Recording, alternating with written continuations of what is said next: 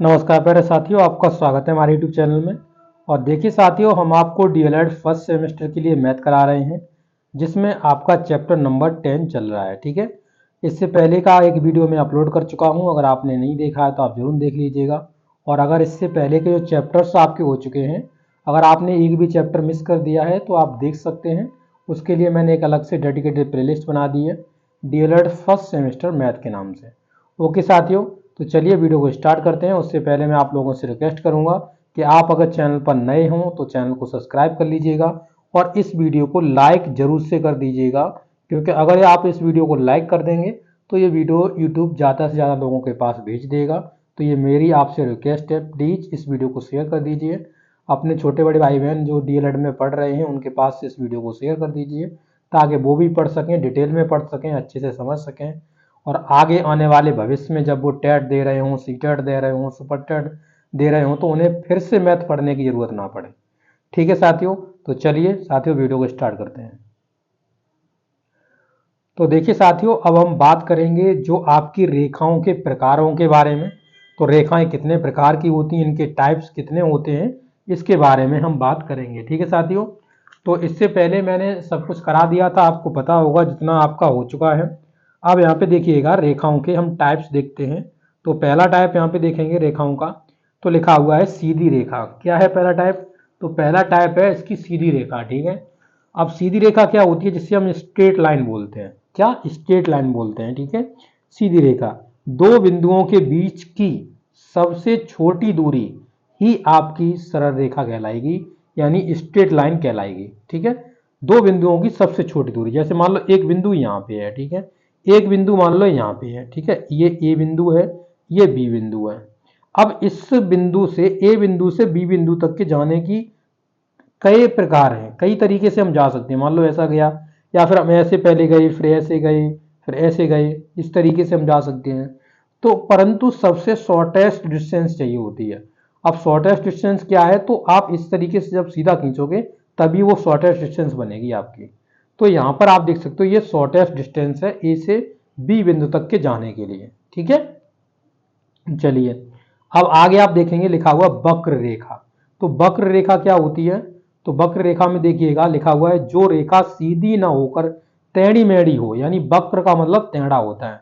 ठीक है, वक्र हो यानी कर्व्ड हो तो कर्व्ड लाइन बोलते हैं। आप यहाँ पे देख सकते हो इस तरीके से एलोरे ले लेके जा रही है, यानी टेढ़ी मेढ़ी रेखा है। तो यही आपकी रेखा यहाँ पे एग्जाम्पल में आप देख सकते हो, इसे वक्र रेखा बोलेंगे। ठीक है, अब देखिएगा क्षैतिज रेखा क्या होती है। तो क्षैतिज रेखा का आप यहाँ पे सही तरीके से आप समझ सकते हैं कि क्षैतिज रेखा लिखी है, हॉरिजॉन्टल लाइंस होती हैं जो आपकी लेटी होती हैं। तो यहाँ पे देखिएगा एक ही धरातल पर के एक ही धरातल पर आधार के समांतर, आधार क्या होता है? जो बेस, जैसे मान लो आप कमरे में बैठे हुए हो, तो कमरे में बैठे हुए तो उसका जो आपका जो फर्श होता है वो क्या होता है? बेस होता है। और उसी पे सीधा सीधा लिटा दो किसी को लाके तो वो हॉरिजॉन्टल हो गया। ठीक है, तो ये एक दूसरे के कैसी होती हैं? ये समानांतर आपकी रेखाएं होती हैं, एक दूसरे के समांतर समानांतर रेखाएं होती हैं। ठीक है, समानांतर रेखाएं क्या होती हैं ये मैंने आपको कई बार बताया भी है, वैसे बता दूं, इन रेखाओं के बीच में जो दूरी होती है वो हमेशा समान रहती है। ठीक है, समान दूरी पर ये होती हैं। ऊर्ध्वाधर रेखाएं क्या हैं? तो ऊर्ध्वाधर रेखाएं जो होती हैं जिन्हें वर्टिकली बोलते हैं, इस तरीके से खड़ी होती हैं, जैसे आपने पिलर्स खड़े हुए देखे होंगे जिन्हें पोल बोलते हैं। तो इसी तरीके से आप इन्हें पोल की तरह भी देख सकते हो फॉर्मेट में, इस तरीके से रेखाएं खड़ी होती हैं, इन्हें हम बोलते हैं वर्टिकली लाइंस। ठीक है, वर्टिकल लाइंस बोलेंगे। जो रेखाएं समतल पर यानी जो प्लेन है उस पर लंबवत खड़ी होती हैं, यानी पूरा 90 अंश का डिग्री का कोण बनाकर खड़ी होती हैं, यहाँ पे 90 अंश का एंगल बनेगा। ठीक है, इसके सापेक्ष में इस तरीके से, तो ये 90 अंश का एंगल बनेगा, यानी 90 अंश का एंगल बनाकर ही वो खड़ी होती हैं, तो उन्हें हम बोलते हैं वर्टिकली। ठीक है, वर्टिकली लाइंस होती हैं। अब देखेंगे यहाँ पे समानांतर रेखाएं क्या होती हैं। तो देखिए समानांतर रेखाएं, देखिए लिखा हुआ है समानांतर रेखाएं पैरेलल लाइंस बोलते हैं। ठीक है, क्या बोलते हैं? Parallel lines. अब देखिएगा जो रेखाएं समतल पर क्षैतिज तथा ऊर्ध्वाधर आपस में सदैव समान दूरी पर रहती हैं, चाहे क्षैतिज बैठी हों चाहे वे ऊर्ध्वाधर हों, हमेशा ही कैसी रहेंगी? समान रहेंगी, यानी समान दूरी पर रहेंगी। तो यहाँ पे इनके बीच में जितनी भी दूरी है वो हर एक स्थान पे बराबर रहेगी। अगर इस तरीके से खड़ी कर दो तो इनके बीच में भी समान दूरी रहनी चाहिए हर एक स्थान पर, तो वो आपकी वर्टिकली समांतर रेखाएं हो जाएंगी। अगर इस तरीके से है तो हॉरिजेंटल समांतर रेखाएं हो जाएंगी। ठीक है, तो ये समांतर रेखाएं होती हैं, इनकी मैंने आपको खासियत बता दी क्या होता है। चलिए असमांतर रेखाएं देखते हैं। असमांतर रेखाएं क्या है? असमांतर रेखाएं देखिए, तो यहाँ पे देखेंगे तो देखिए जो रेखाएं एक समतल पर क्षैतिज अथवा ऊर्ध्वाधर आपस में कभी समान दूरी पर नहीं रहती और दोनों रेखाएं की दूरी रेखाओं की कम दूरी की दिशा में अनंत तक बढ़ाए जाने पर एक दूसरे से मिल जाती हैं, असमांतर रेखाएं होती हैं। ठीक है, तो क्या है, जैसे मान लो ये लाइन्स यहाँ से हमने खोली हैं, इस तरीके से खोली हैं, तो इस तरीके से खोली हैं तो ये रेखाएं बढ़ती जाएंगी, तो ये इस तरीके से, ये इस तरीके से बढ़ती चली जाएगी। अब मान लो कि यही रेखा क्या है कि इस तरीके से यहाँ से चल गई है, तो ये भी यहाँ से चल गई है, तो इस तरीके से ये मिल भी जाएंगी किसी न किसी पॉइंट पर। ठीक है, तो ये कैसी होती हैं? असमांतर रेखाएं होती हैं। ठीक है, चलिए अब देखते हैं तिर्यक रेखाएं क्या है, ट्रांसवर्सल लाइन। ठीक है, तो देखिए जब एक रेखा, एक सरल रेखा किसी दूसरी रेखा या रेखाओं को काटती है या खींचती है, खींची जाती है, तो उसे तिर्यक रेखा कहते हैं, ट्रांसवर्सल लाइन कहते हैं। यानी कि जब दो सरल रेखाएं खींचनी इस तरीके से, ठीक है, और उस पर कोई इस तरीके से रेखा काट गई तो वो एक ट्रांसवर्सल लाइन बोली जाएगी, यानी कि उसे हम तिर्यक रेखा बोलेंगे। तो यहाँ पर EF एक तिर्यक रेखा है। ठीक है, चलिए आगे देखते हैं समतल यानी प्लेन। देखिए समतल में लिखा हुआ है, प्लेन में समतल बिंदुओं का एक समुच्चय है और रेखा भी बिंदुओं का एक समुच्चय है। देखिए समतल जो बिंदु का एक समुच्चय होता है और रेखाएं भी बिंदुओं का एक समुच्चय होती हैं। कैसे? देखो इस तरीके से, जैसे हमने कोई रेखा बनानी है तो हम क्या करेंगे, बिंदुओं को जब ज्वाइंट करते हैं तभी तो रेखा बनती है, इस तरीके से मान लो। ठीक है, और प्लेन भी बनेगा तब भी ये पॉइंट से ही मिलकर बनेगा, पॉइंट से ही मिलकर बनेगा, प्लेन भी बनेगा तो। ठीक है, इस तरीके से जब बनाओगे पॉइंट भी, पॉइंटों से ही मिलकर प्लेन ही बनता है। प्लेन यानी सरफेस, ठीक है, जो नीचे वाला होता है, जो धरती वाला फर्श होता है उसे बोलते हैं। ठीक है, परंतु ये केवल समुच्चय मात्र ही हैं, ये बिंदुओं के विशेष समुच्चय हैं जिनके कुछ गुण धर्म हैं। क्या है? समतल को अधिकांशतः तल ही लिखते हैं। क्या? समतल को अधिकांशतः क्या लिखते हैं? तल ही लिखते हैं। ठीक है, तो इस तरीके से आप ये देख रहे हैं। अब देखिएगा इनमें लिखा हुआ है बिंदु रेखा तथा तल की कुछ विशेषताएं अब आपको यहाँ पे दी जा रही हैं। देखिएगा तो लिखा हुआ some characteristics of points, straight lines and planes. तो पहला बिंदु आप देखेंगे, एक बिंदु से होकर अनंत रेखाएं खींची जा सकती हैं।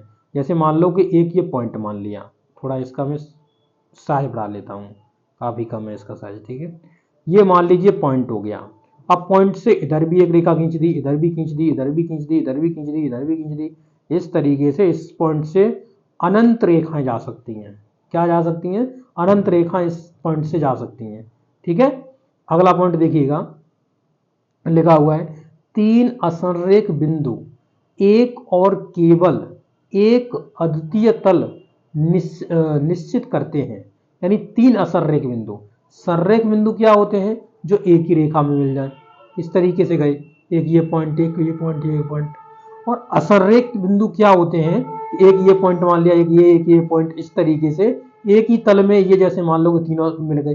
ठीक है, तो एक अद्वितीय वो बनाते हैं, यानी कि एक असंरेख बिंदु केवल एक अद्वितीय तल में निश्चित होते हैं, यानी एक तल होगा उसमें ये बिंदु तीनों होंगे। ठीक है, अब देखिएगा दो प्रच्छेदी रेखाएं तथा एक केवल एक तल निश्चित करती हैं। दो प्रच्छेदी रेखाएं होती हैं, वो एक तल में होती हैं, एक निश्चित तल में होती हैं।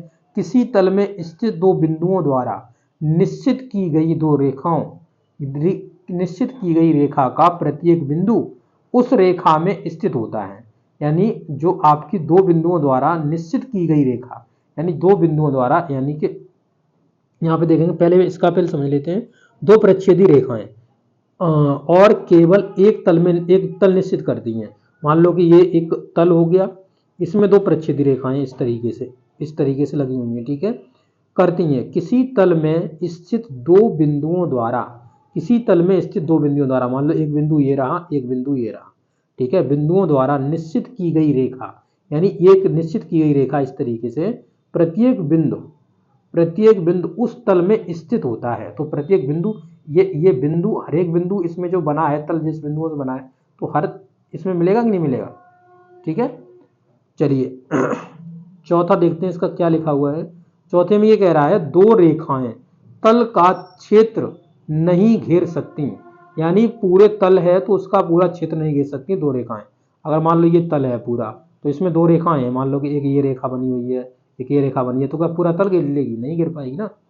अब देखिए यदि दो तल प्रच्छेदन न करें, अगर दो तल हैं वो एक दूसरे से प्रच्छेदन न करें, यानी एक दूसरे को ना काटे, तो उनका सर्वनिष्ठ एक रेखा होती है।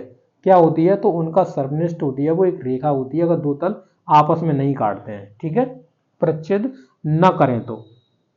अब देखिए पॉइंट नंबर 6 देखिएगा, लिखा हुआ है एक रेखा पर अनंत बिंदु होते हैं। तो एक रेखा इस तरीके से बनाई, मैंने बताया ये जो रेखा बनती है ये भी अनंत बिंदुओं से मिलकर बनती है। इस तरीके से देखो, इस तरीके से बनाते चले जाते हैं, तो इस पर अनंत बिंदु होंगे कि नहीं होंगे, जब जो बिंदुओं से ही मिलकर बन रही है तो फिर वो अनंत बिंदु तो होंगे ही होंगे।